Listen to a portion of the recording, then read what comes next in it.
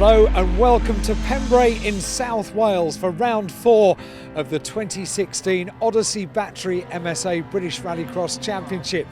Now yesterday we had round 3. It's a double header weekend. Bank holiday Monday is round 4. And one of the big features of yesterday was the weather. It was pretty wet and pretty windy. Today it's pretty wet and even windier.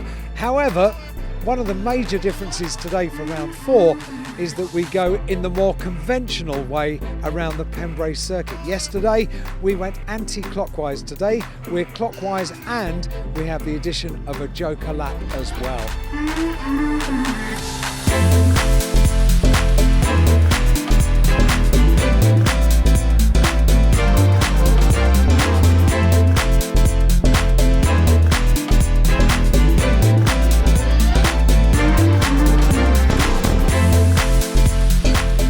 There was loads of excitement in round 3.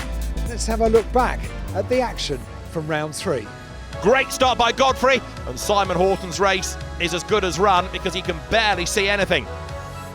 Bellaby sideways and Rook goes past him. Ever so careful feeding the power back in, and a big off there. Jack Thorne demolishes the tyres. Wow, what a race this is turning out to be. Kevin Proctor is leading, and actually this is perhaps the surprise of the day, because given the pace that he's shown as the weather has worsened, you wouldn't necessarily have put money on him to win the Supercar final. But with Godfrey having a drama early on, it's now Proctor versus Rook. Up towards the line they come, and Kevin Proctor looks as though he's going to be home and dry. Kevin Proctor then has the championship lead now ahead of Dan Rook. Godfrey is only 4th.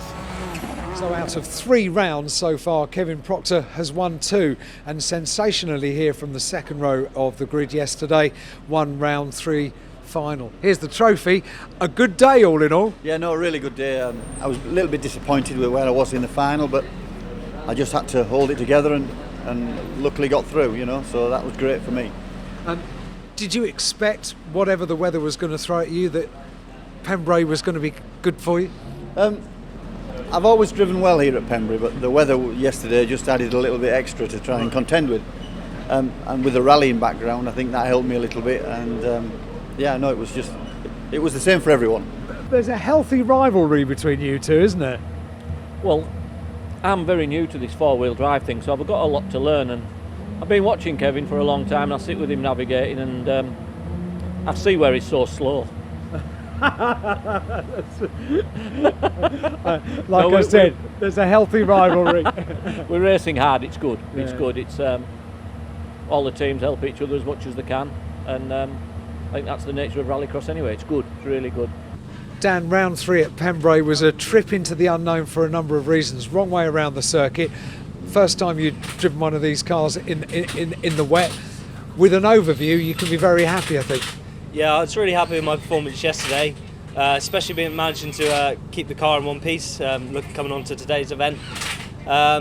Today hasn't improved in the weather, but we learnt a lot yesterday to be able to start off more on the pace today. So yeah, I mean, you learnt a huge amount yesterday about driving the car in the wet. Do you enjoy driving the car in the wet? Yeah, I really enjoy it. I mean, you got to be a bit careful with your right foot with sort of 600 horsepower under it. But yeah, it's quite tricky, a bit of a challenge, and yeah, it's quite exciting. Pick out your highlight for me, if you would, your highlight battle during the final, because it was short and sharp, wasn't it? But incredibly exciting. Yeah, really exciting. I was trying to chase down Kev and Dave, and Dave made a small mistake, and I managed to just nip by him. And I started chasing down Kev, but I didn't quite get there in time. But that was a really exciting final. Right, now of course we're looking forward to round 4. It's going the more natural way around the circuit. Thoughts for today? Higher hopes than yesterday with this extra knowledge of the wet? Yeah, I hope to go one better today. The weather is definitely worse today, so and they regraded the track last night, so the loose sections got quite sloppy. So it's just managing the wheel spin now, I think, really. But of course, not every story is about smiles, and I'm with a driver who maybe has a bit of a sob story for round 3 here at Pembrey. Steve Hill, we were so enthusiastic about yesterday in the morning. Tell us how the day panned out. Well, the day finished with me telling them to set fire to the car, which probably sums it up.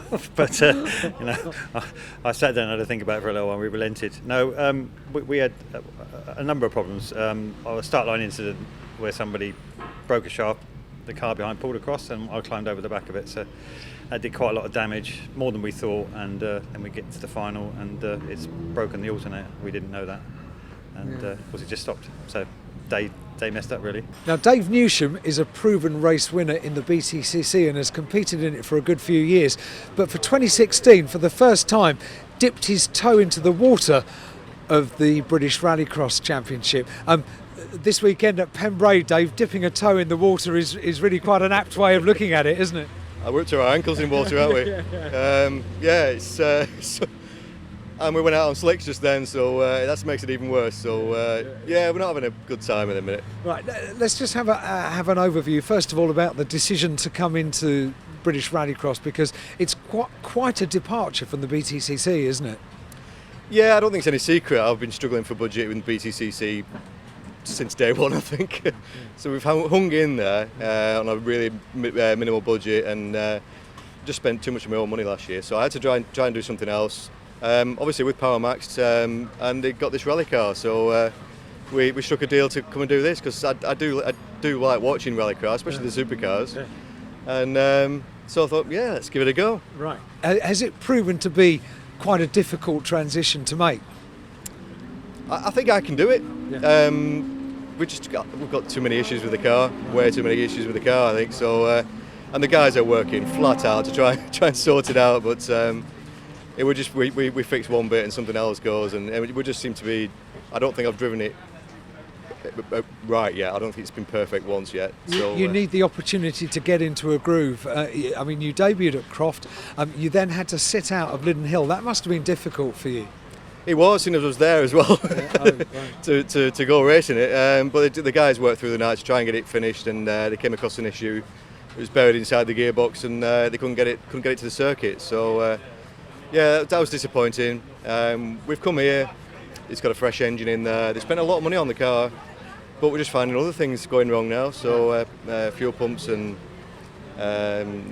bump to bump start, the starter motor's gone, and it just a lot of things. It's not going to plan. So with a double header here at Pembrey, it's allowed for a bit of experimentation with the circuit.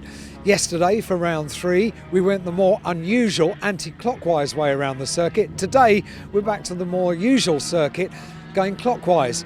Let's have a look at a lap around the Pembrey circuit for round 4 and see how it differs to the anti-clockwise section we used yesterday. The first major change for today is not only the fact that they're going in the clockwise direction, but they also have a joker lap. It means the lap is longer, you have the full run around Hatchett's hairpin. It's going to certainly provide lots of overtaking and perhaps a different strategic look to the racing.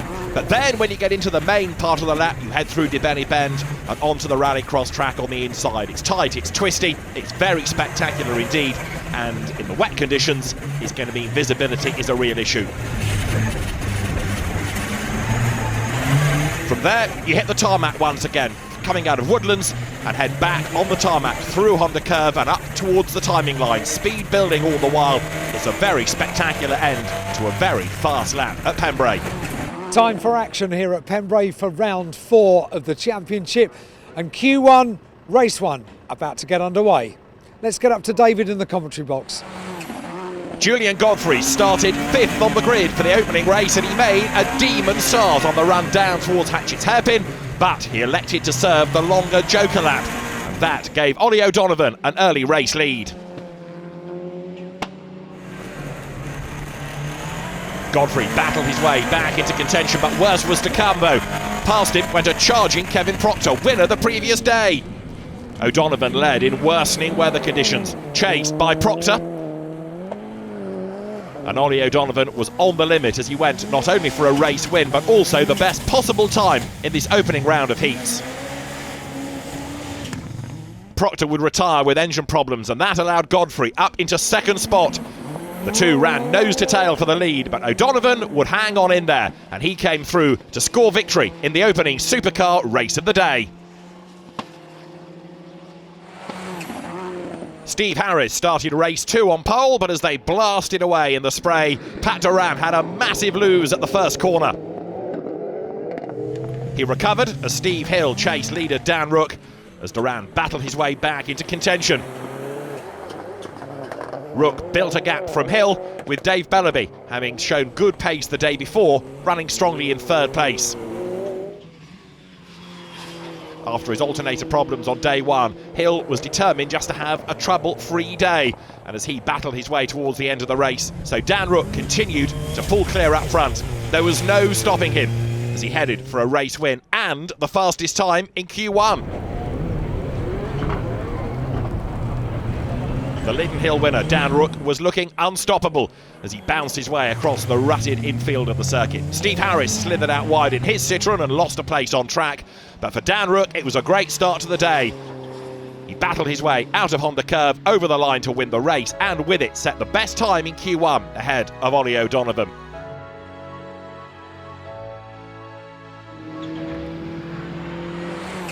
Steve Harris, Dave Newsham and Mad Mark Watson had the front row for race 1 in the second round of qualifying heats, and as Sam took the Joker lap on the opening tour, the order soon shuffled. Mad Mark had an off, and that allowed Dave Newsham to secure the race lead early on. The former touring car racer led Steve Harris as they battled their way across the loose, but the man from the northeast of England, Mad Mark, was in further strife as the venerable Citroën tried to get back into the action. And a further off onto the grass effectively put the tin hat on that race. Up front, Newsham was heading for a win. Behind him, Steve Harris was hard at work, and Pat Duran likewise battled his way up into contention. Newsham, though, was showing far better pace than we'd seen earlier on in the course of the season.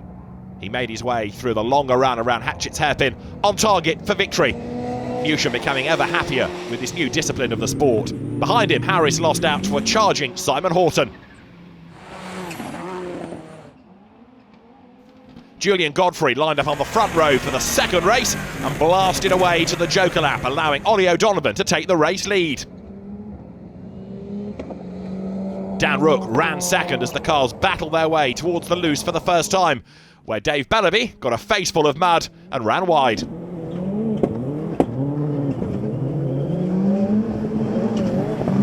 O'Donovan had the advantage up front, but Dan Rook came up to challenge for the advantage. He made the run on the inside of Honda Curve, went through, went wide, went sideways, went down to second again. As the Joker lap unwound, Julian Godfrey found himself in the lead, but Rook took over second spot from Double OD. Andy Grant was charging on in fourth place as Dan Rook set off in pursuit of Julian Godfrey. The gap coming down, but then he got all sideways, lost momentum, and that allowed O'Donovan up and past him.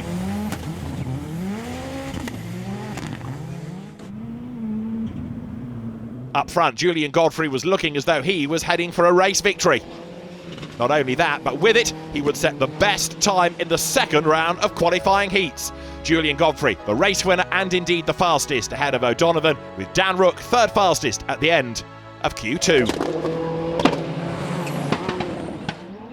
Finally, the sunshine broke through for the third round of qualifying heats as Steve Harris led the charge down to Hatchett's hairpin, chased hard by Mad Mark Watson, Andy Grant taking over the race lead. Pat Duran was a man on a mission though, and he soon found a way past to take up the running, with Harris charging along up into third, setting about Andy Grant. As Duran built the advantage up at the head of the field, poor Mad Mark Watson was in strife once again with the ex-Laurent-Terretown Citroën. He had a big moment coming out of the last corner, lost it out of Honda Curve and nosed towards the pit wall. Duran led the way as the battle was on for second spot. As Mad Mark got it back in the right direction, Duran's advantage in the Citroën C4 was building all the time. But he hadn't served a Joker lap, and that meant that although he came through to take the checkered flag first as the race winner, he ultimately copped a 30-second penalty. With it, he lost the race win, of course, and had a much slower time that would affect things going into the semi-finals.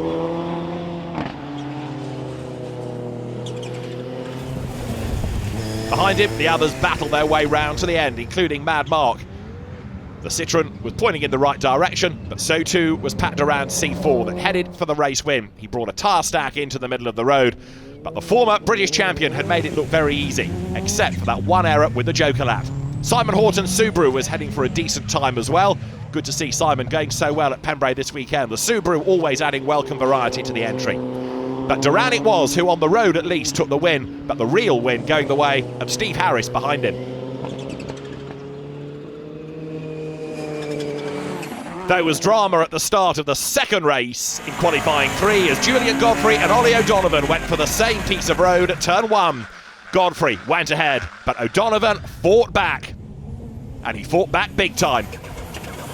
A big biff in the side of Godfrey turned him sideways. They ran side by side, but Godfrey it was who just had the advantage at the next right-hander and would go back into the race lead. O'Donovan down to second, and third was a charging Dan Rook.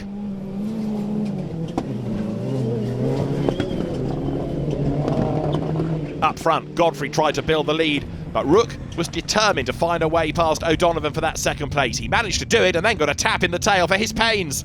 That got Rook sideways, but O'Donovan ran out wide, lost time as a consequence, and Steve Hill arrived on his tail ready to challenge.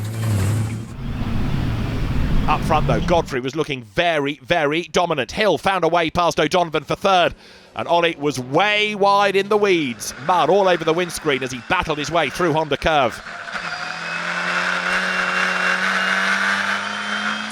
Julian Godfrey had struggled the day before. Here he was going great guns, and Steve Hill looked as though finally the Mitsubishi was behaving itself as well. He wasn't on the tail of the top 2, but the pace was good as Rook took over the race lead on the Joker lap. Julian Godfrey right on his tail. Rook, the Lidden winner, versus Godfrey, yet to score a victory in 2016. Nose to tail they ran as the track dried and became faster all the time, with Steve Hill now in contention in third place. For Rook, it was going to be a race win, and not only that, he would set the fastest time in the third round of qualifying heats from Julian Godfrey and the ever-improving Steve Hill. Ollie O'Donovan took 4th ahead of Steve Harris and Dave Newsham in 6th fastest slot.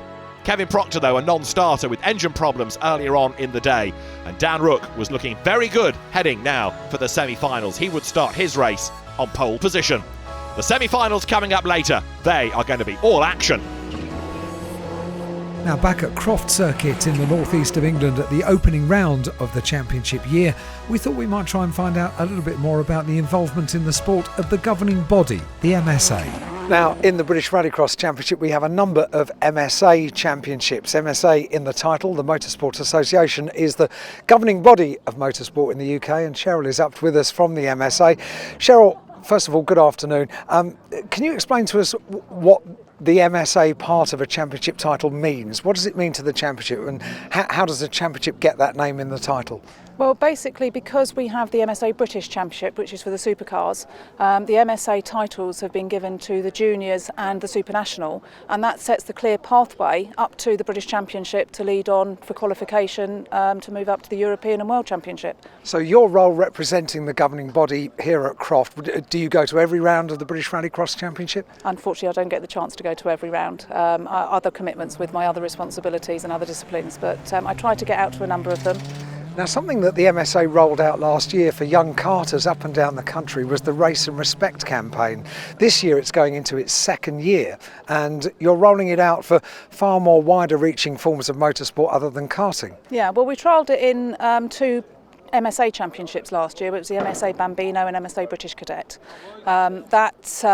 That's now led on to a national campaign across karting that was launched by Alan McNeish in January, and we've also really pleased that we've got on board the National Karting Association, but we've also extended it to our other fixed venue junior championships, so junior car racing, dragsters, rallycross, autocross.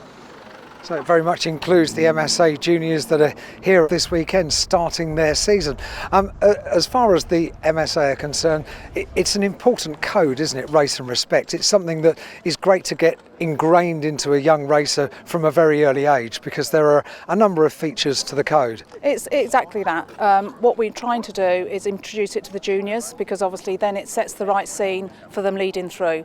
It's just sets a positive message across the paddock, and hopefully it will filter through to our senior competitors as well. And you've got lots of things that little young drivers are going to be quite keen on. You've got the little armbands, the lanyards, the code, which is on a big poster as well. So there's plenty of giveaways to spread the message, isn't there? There is, but it's really important to recognise that it's actually across the discipline. It's not just drivers, parents, organisers and the officials. So we've all got to come on board with it and set the right message. The respect code includes respect, fair play, self-control, good manners and sincerity. That is the base message that goes across, and then we extend the code and they will be issued Z cards, which actually has all the messages on. Sarah, you look after the MSA juniors in Rallycross, and the MSA are widening their approach of the Race and Respect campaign to include Rallycross, rally and track driving as well.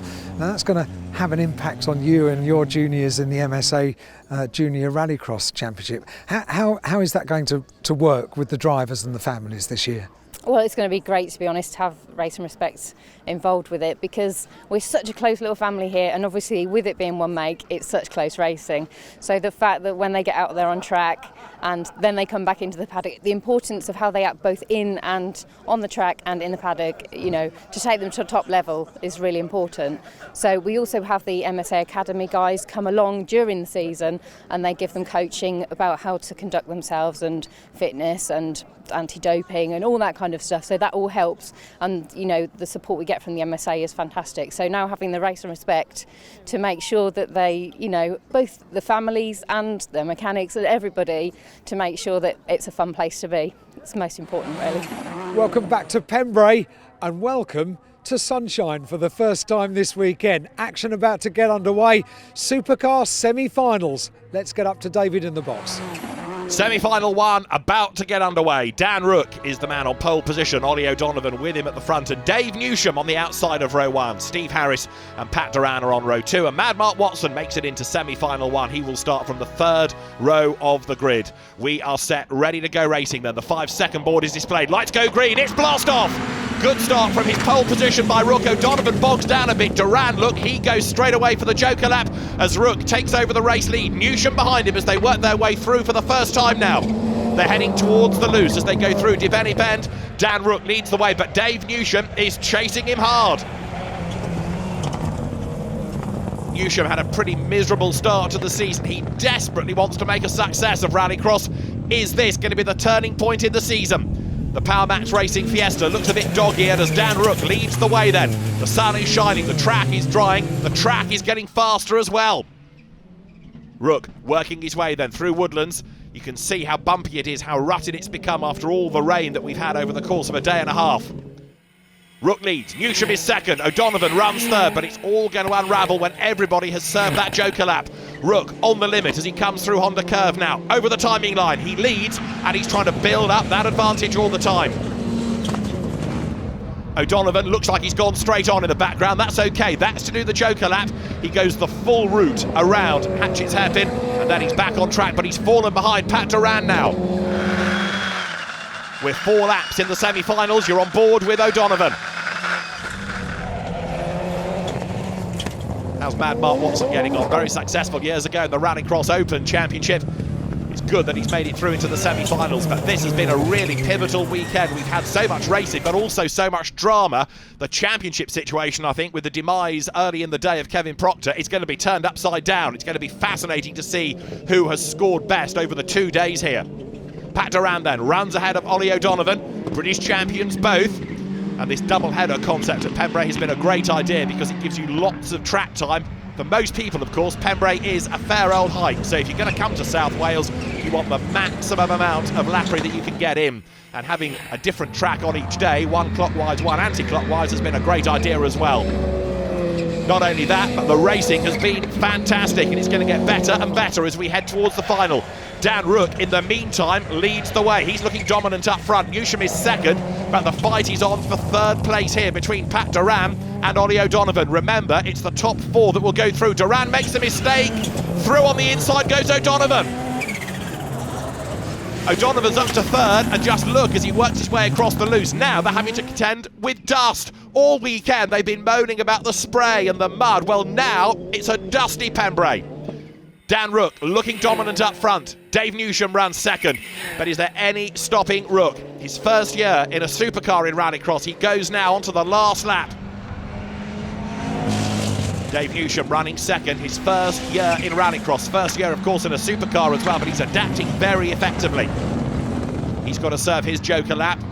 And Ollie O'Donovan, he's going to be up alongside him. Side by side for second. Double OD goes through, and now he goes for the lead as Rook has got a problem. On the last lap of the semi-final, Dan Rook has slowed right down. What's going on? O'Donovan suddenly finds himself in the race lead. He picks off Newsham thanks to the joker lap. He rides the tyre stack there. But Ollie O'Donovan now is set for a race win, and something has gone horribly wrong for Dan Rook. He's fading. Newsham gets past him. Duran gets past both of them.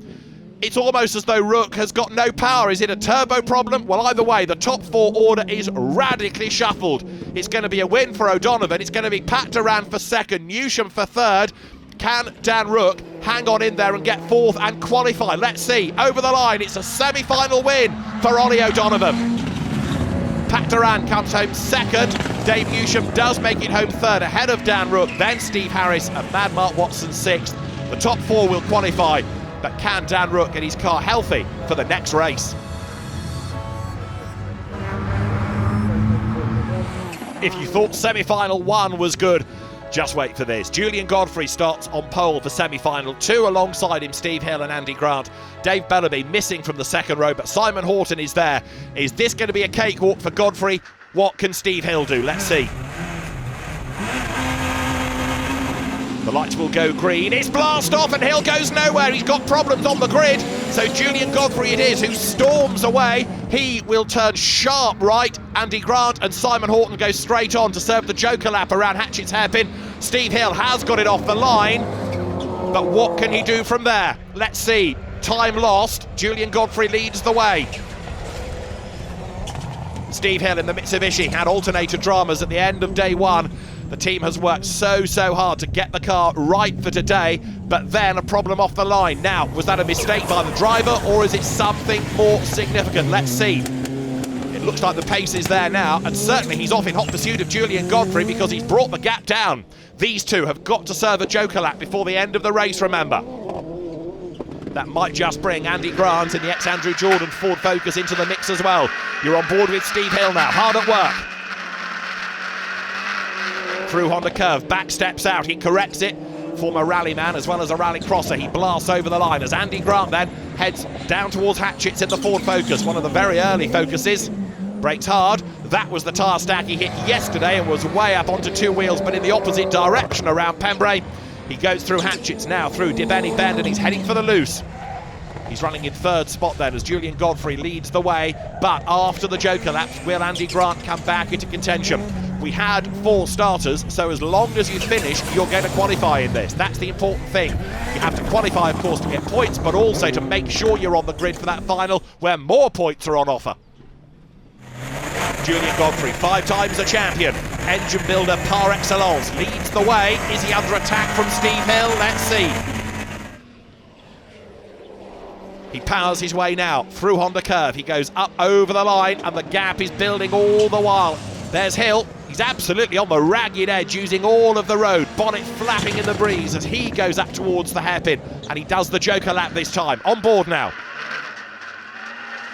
Back on the power, grabs third gear. Looks right to see if anyone's coming from the other direction. They are, it's Andy Grant, but he hangs on to his second place, so they're closer, but Hill is still second. Mitsubishi ahead of Ford Focus then. Turbo wastegates chattering as they hit the loose once more. For Julian Godfrey then, he's made the long trip from Sussex worthwhile seemingly because he's on target not only to score a win in this second semi-final, but he will also get himself onto the front row of the grid for the final.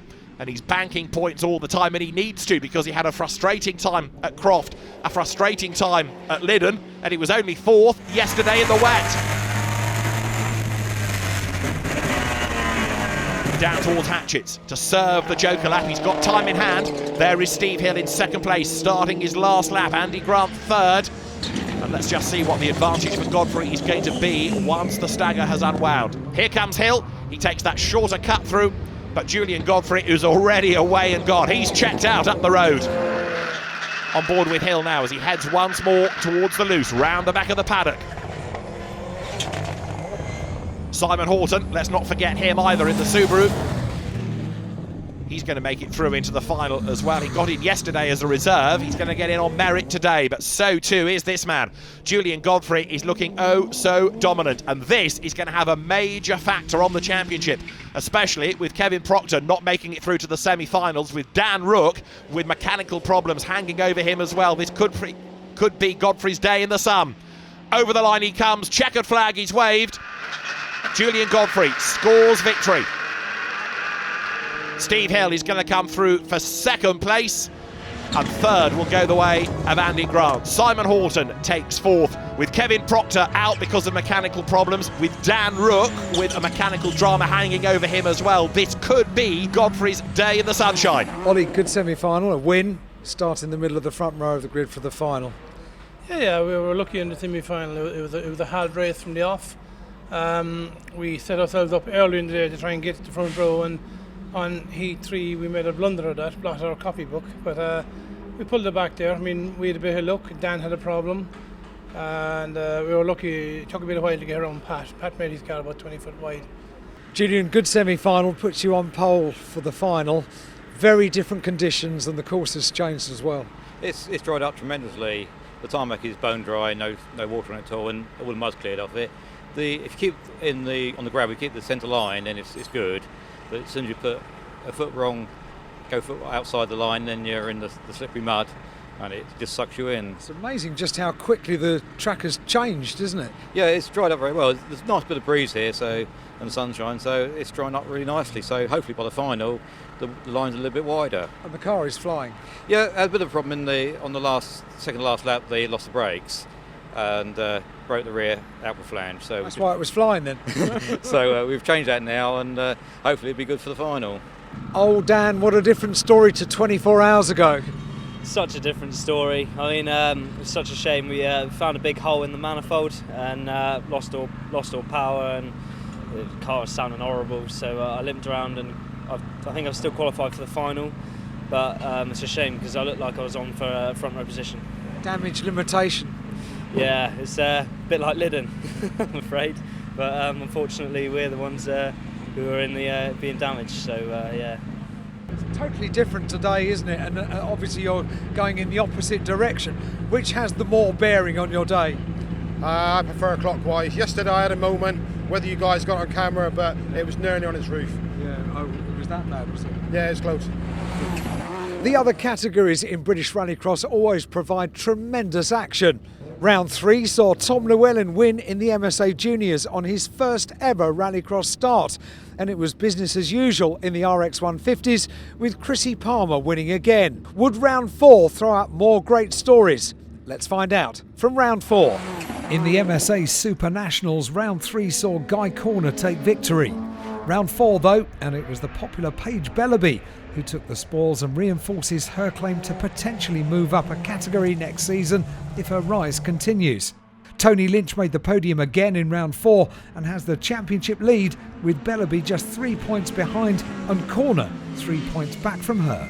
Tom Llewellyn, youngest son of former British Rally champion David Llewellyn, set the MSA Junior Championship tongues wagging in round 3. He picked up in part 2 of the doubleheader where he left off the day before, taking the laurels again. But good finishes for Kent racer Sam Jones and Tom Constantine sees them at the top of the championship table, with Jones still on top at the season halfway point. Simon Ovenden struggled in round 3, but the former motocross rider came good on the Bank Holiday Monday round, winning the final after a very close battle with Yorkshireman Jack Brown. Good to see Aidan Hills back in the fray for round 4. He rolled his car on the day before in the semi-finals, but bounced back on the Monday to claim third.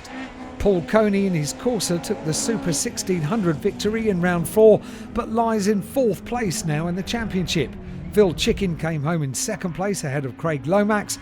After a win in round 3, he leads by 17 points. The Hudson brothers take the top 2 places in the BMW Minis. Kiefer leads by 13 points and David Bell is in 3rd. Kiefer had a win, so too did Chris, And with David Bell third in round 4, just ahead of Martin Hawkes, the Minis continue their battle. It wasn't just the Llewellyn name that was making headlines at Pembrey. Tom was roaring along in the juniors, but Dad Di wasn't showing his age to be a barrier to success in the buggies. In round 3 he battled, but in round 4 the former British Rally Champ challenged Championship leader Chrissy Palmer. But the Welshman came off far worse, spinning out of contention and leaving older son Ben to uphold the family honour and chase down Palmer. In the popular retros, Ray Morgan leads the Super Retro Championship and Lance Foster leads the retros. But again it was the ex-British Rallycross winning car of Barry Stewart that took the overall honours, pushed very hard by Ray Morgan in the final. Graham Rumsey came back down to earth in round 4 after enjoying the heady heights of victory in round 3, but was beaten in round 4 by Thomas Valgos. The Londoner leads the championship, but only by 5 points from Robert Patira, who could only manage 5th in his Saxo, with Gordon Rumsey in 3rd place overall. Supercar final time. Julian Godfrey on pole position alongside Ollie O'Donovan, and on the outside of the front row with no clutch, Steve Hill. Let's get the full grid from David. The final is ready to go. Julian Godfrey is the man on pole position, Ollie O'Donovan with him, and Steve Hill without that clutch lining up on the outside of row 1. Pat Duran and Dave Newsham are on row 2. Andy Grant is on the 3rd row, so is Dan Rook with problems. Simon Horton's there as well. Now let's see, as the lights go out, who gets a good start. It's not Steve Hill, that's for sure. And Dan Rook chugs away from the line as well, but at least by starting, he will be able to score some points. Ollie O'Donovan leads the way, and Steve Hill has found the gear and he's managed to get the car going. But he's got a huge amount of ground to make up as Ollie O'Donovan leads the way now. The final is 6 laps long. We're racing with O'Donovan ahead of Godfrey. Dave Newsham runs 3rd, but he hits the tyres. He's way up onto 2 wheels. On board with Godfrey, staring at the back of Ollie O'Donovan's Ford Focus. O'Donovan runs out wide, finds all the dirt. Godfrey very nearly found the line up alongside him, but it didn't pay off for him. Back onto the tarmac, more grit, more speed. There in 3rd place, Pat Duran. Front right corner's a bit dog-eared on the Citroën C4, and Pat turns his way over the line, chasing the 2 leaders. If they get themselves together and start squabbling and hold each other up, he's going to buy back into it as Godfrey goes through. Look back from the Fiesta, O'Donovan's behind. This is Julian Godfrey's view, looking out of a clean windscreen up front in the sunshine. Julian Godfrey leads the way, and this is going to be crucial to get his championship hopes back on track. O'Donovan runs 2nd. Pat Duran is closing in 3rd, and Dave Newsham's car has stopped. You just caught a glimpse of it by the side of the road. On board now with Steve Hill. What can he salvage out of all of this? He's chasing Andy Grant, and that gap's coming down between them. O'Donovan works his way across the loose.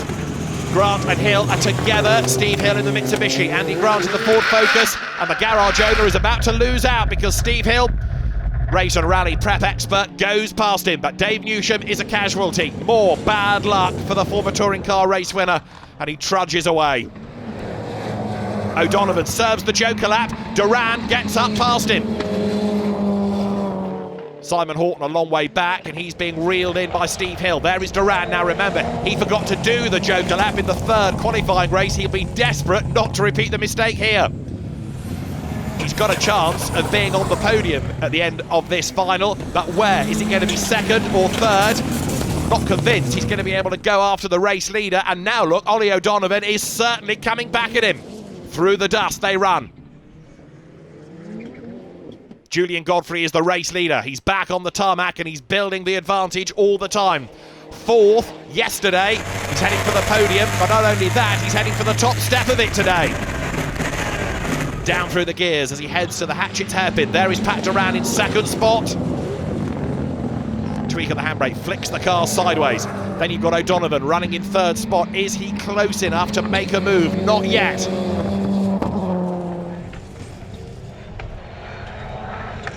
The front right corner of Duran's Citroën, as I said, looks a bit dog-eared. He's certainly had a gruelling day.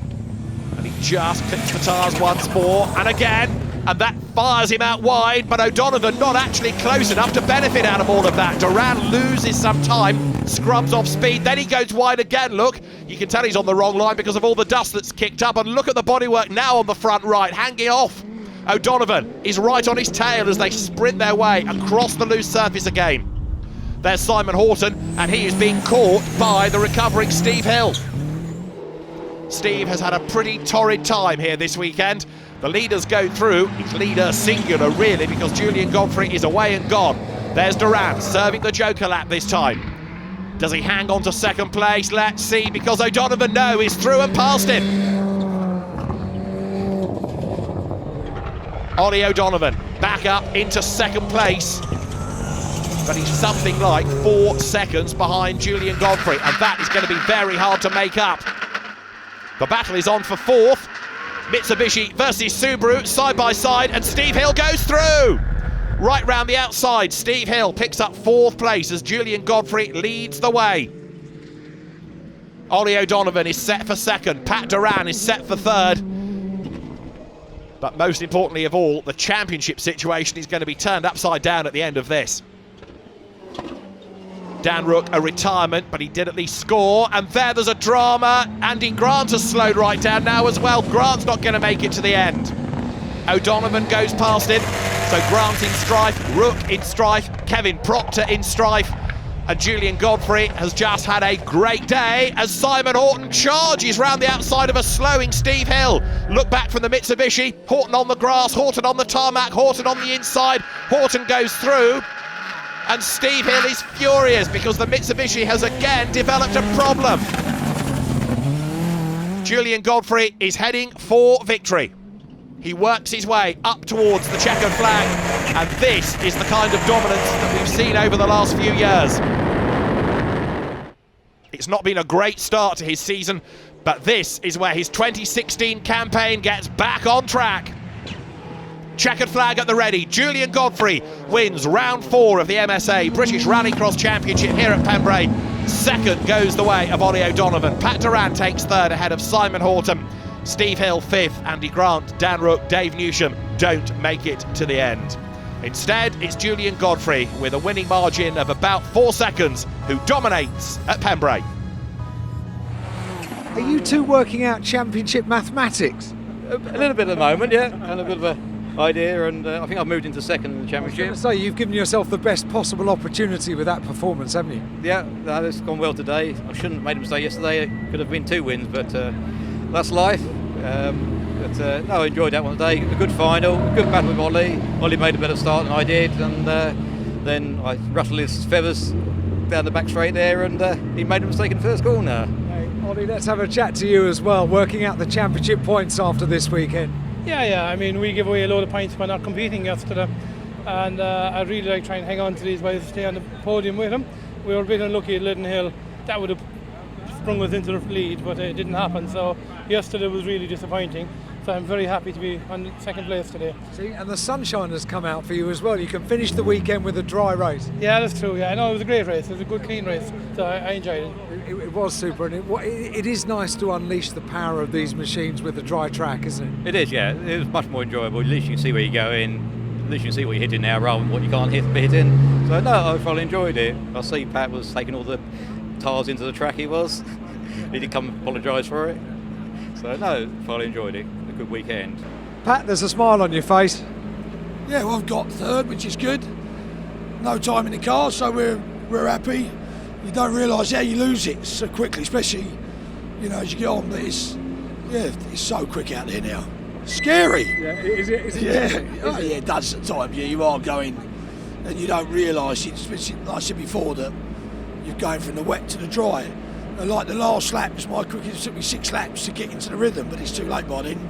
Julian's gone and Ollie's got past me, so we're all right. We're happy with that. That's a good result. Thank you, Pat.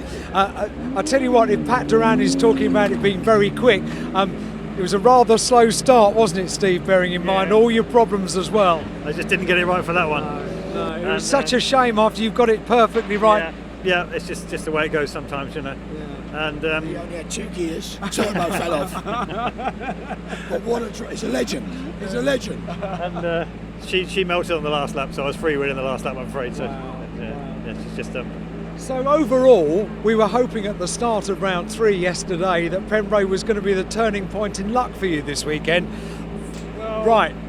Yeah, I'm reasonably happy with the result because it hasn't been easy today, and the lads have done a fantastic job just to keep me rolling, you know. And we've got a really good car there. It's just dialing in a few things that we've got to get right, you know. What you need is a dose of lady luck.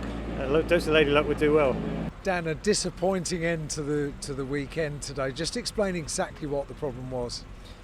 We had quite a big hole in the exhaust manifold, which was blowing a lot, and we also had a misfire that was damaging the engine. So we wanted to gain some points. So we managed to qualify for the final by finishing 4th in the semi.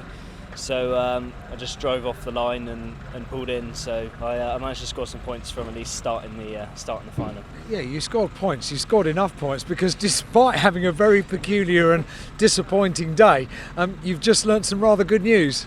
Yeah, I've just learnt I'm leading the championship again, which is quite nice to end the first half of the championship leading. So hopefully we can be leading by the end of the second half as well. So every cloud, I suppose. Yeah, all of the clouds. I think all of them on the way up and down. Yeah. So the end of 2 mammoth days, exciting days here for rounds 3 and 4 of the championship here at Pembrey in South Wales. Another country is next on the calendar. We go to Belgium for round 5. And what's going to happen there? We'll have all the action. Join us then. Bye bye for now.